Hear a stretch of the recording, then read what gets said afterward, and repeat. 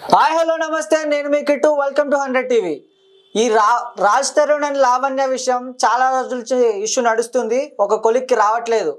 రీసెంట్గా వాళ్ళు WhatsApp chats కూడా రిలీజ్ చేయడం జరిగింది. దీని గురించి మరిన్ని విషయాలు తెలుసుకునేందుకు ప్రముఖ సినీ క్రిటిక్ విజ్ఞాన్ గారు మనతో ఉన్నారు. ఆయన అడిగి మరిన్ని విషయాలు తెలుసుకుందాం. నమస్తే విజ్ఞాన్ గారు. నమస్తే అండి. అసలు ఏంటి రాజ్ తరుణ్ లావణ్య విషయం చాలా రోజుల నుంచి చాలా ఇష్యూ అవుతుంది. సో వాళ్ళు సోషల్ మీడియాకి రావడం కానీ, లావణ్య బయటకు వచ్చి ఇంటర్వ్యూస్ ఇవ్వడం కానీ ఇవన్నీ చాలా జరుగుతున్నాయి. సో ఏం జరిగిందంటారు?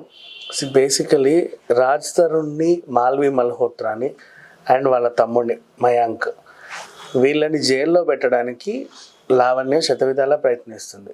ద ఓన్లీ రీజన్, ఇంతకుముందు మస్తాన్ వలి అనే ఆయనతో కూడా ఉంది, రాజ్ తరుణ్తోనూ ఉంది. ఈయన మస్తాన్ సాయి నన్ను ప్రేమించి పెళ్లి చేసుకొని ఉంటానని మోసం చేశాడని గుంటూరులోనూ ఆమె కేసు ఫైల్ చేసింది.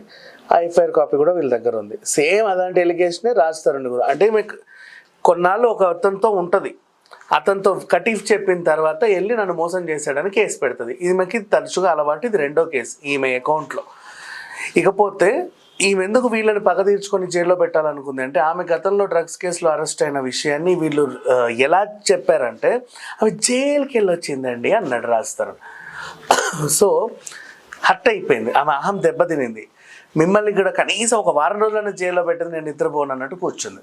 ఇకపోతే లీక్స్ ప్రతి 2 రోజుల కోటి ఏదో ఒక లీక్ ఇస్తా వ్యవహారాన్ని రక్తి కట్టించే ప్రయత్నం చేస్తుంది. ఎలా రక్తి కట్టించేలాగా ప్రతి 2 డేస్కి ఒకసారి ఈ ఇష్యూ మీద ఈమె అంటే జనాలు నాంచే ప్రయత్నం చేస్తుంది. ఫస్ట్ ఏం చేసింది, ఇదంతో ఆ లాయర్ని తీసుకొచ్చి ఏదో ఒక ఎలిగేషన్, తర్వాత ఏంటి నాకు అబార్షన్, ఆ తర్వాత ఏంటి ఇతను మాల్వి మల్హోత్రాతో సంబంధం, ఆ తర్వాత ఏంటి హరియానా గ్లోరీతో సంబంధం, నెక్స్ట్ ఈమె ఆత్మహత్య నాటకం. రోజు ఏదో ఒక మలుపు తిరుగుతూ ఉండాలి. ఒక్క వారం ఈమెకి రెస్ట్ దొరికింది, ఎందుకంటే ఈమె ప్రమేయం లేకుండానే వార్తని కొనసాగించడానికి ఇంకో క్యారెక్టర్ ఎంటర్ అయింది. ఆవిడ ఒక పెద్ద ఆవిడ నా కొడుకుని ప్రొడ్యూసర్ అవుదామని వస్తే మాల్వి మల్హోత్రా తన్ని మోసం చేసింది, డబ్బులన్నీ కాజేసిందని ఆవిడ కేసు పెట్టింది మాల్వి మల్హోత్రా మీద. ఈ విషయం ఏంటా అనుకుంటే, గతంలో మాల్వి మల్హోత్రా ఆ ప్రొడ్యూసర్తో లివింగ్లో ఉన్న రిలేషన్లో ఉన్న మాట వాస్తవమే. కాకపోతే అతను ఒక సైకో లాగా బిహేవ్ చేసి ఈమెను కత్తితో పొడిచాడు. ఈమె అటెంప్ట్ మర్డర్ కేసు కూడా పెట్టింది. అందుకు ఇప్పుడు ఇష్టపూర్వకంగా వెళ్తే ఎవరైనా ఓకే, నువ్వు కొరకడాలు, రక్కడాలు, సిగరెట్లతో కాల్చడం, బ్లేడ్లతో కోయడం, కత్తితో ఘాట్లు పెట్టడం ఎవరు ఉండరు కదా, వాళ్ళు మనుషులే కదా. సో అలా బయటకు వచ్చింది. ఇకపోతే ఈఎంఐ విషయంలో కూడా ఎందుకు ఇంత బాగా హర్ట్ అయింది అంటే, వీళ్ళందరూ ఈమెతో మాట్లాడే వాళ్ళు కాదు. రాజ్ తరుణ్ ఒక బాధలో ఉన్నాడు, ఈమె వల్ల అతను మెంటల్ టార్చర్ అనుభవిస్తున్నాడు. ఈమె కోసం జనాలు ఇంటికి వస్తారు కదా, ఇప్పుడు అయితే కిందికి వెళ్ళాలి లేదా పైకి వెళ్ళాలి, వచ్చిన వాళ్ళందరూ డైరెక్ట్ పైకి వెళ్ళడమే. ఈమె కనిపిస్తే అని తిప్పుకొని వెళ్ళిపోవడం ఇలా. అండ్ హరియానా గ్లోరీ వస్తుంది, ఈమెను చూసి మొహం తిప్పుకొని వెళ్ళిపోతుంది. అంటే మోస్ట్లీ ఇంట్లో ఉన్న ఈమెతో ఎవరు మాట్లాడేవాళ్ళు కాదు, పైన వాళ్ళు ఉండేవాళ్ళు, బాగా ఎంజాయ్ చేసేవాళ్ళు, ఈమెతో మాట్లాడేవాళ్ళు కాదు.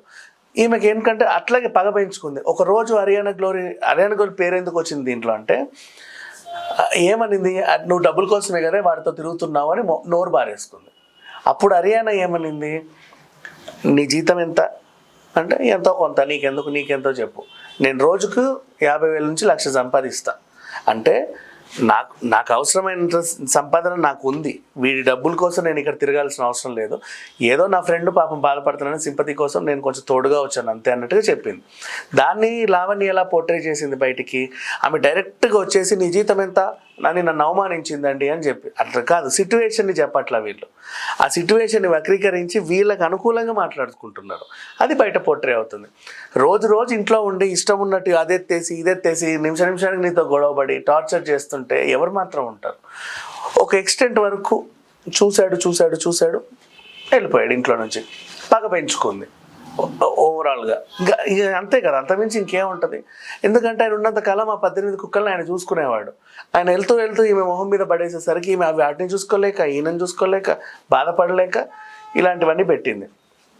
ఇప్పుడు మళ్ళీ ఏమైంది, రీసెంట్ ఇష్యూ, ఇప్పుడు మళ్ళీ ఫోన్ చాటింగ్ బయట పెట్టింది. ఫోన్ చాటింగ్ అంటే ఏంటి, రాజ్ తరుణ్ ఫోన్లో ఉన్న రహస్య చాటింగ్ మాలుమాలతో చేసి చాటింగ్ అంతా ఈమె స్క్రీన్ షాట్లు తీసి ఈమె వాట్సాప్కి పంపుకొని అందులో డిలీట్ చేసింది. యాక్చువల్గా ఆయన పర్సనల్ ఫోన్ నువ్వు ముట్టడమే తప్పు ఫస్ట్ ఆఫ్ ఆల్. ఇప్పుడు లీక్ చేస్తున్నావు చాట్, అందులో ఏముంది? వాళ్ళిద్దరు పర్సనల్ విషయాలు షేర్ చేసుకున్నారు. నెక్స్ట్ కోయంబత్తూరులోని మాధవ హోటల్లో తరచూ కలుసుకునే వాళ్ళు అని ఈమె చెప్పింది. ఈయన లాయర్ చెప్పాడు, అదంతా లాయర్ స్క్రిప్ట్ అది. అవును, లాయర్ గారు మాట్లాడుతూ గతంలో లావణ్యకి రాజ్ తరుణ్ గారికి ఆల్రెడీ మ్యారేజ్ అయిపోయింది, రాజ్ తరుణ్ గారు ఆమెలో మంగళసూత్రం కూడా కట్టడం జరిగింది అన్నారు. ఇది వాస్తవమా? అదంతా వాళ్ళ లాయర్ స్క్రిప్టే దీంట్లో కూడా. ఇప్పుడు కూడా ఈ మాధవ హోటల్ వ్యవహారం ఎక్కడి దాకా వచ్చిందంటే వీళ్ళు ఏం మాట్లాడుతున్నారు, ఇప్పుడు వీళ్ళు కలుసుకోవాలి అనుకుంటే వీళ్ళ ఇల్లు ఉంది,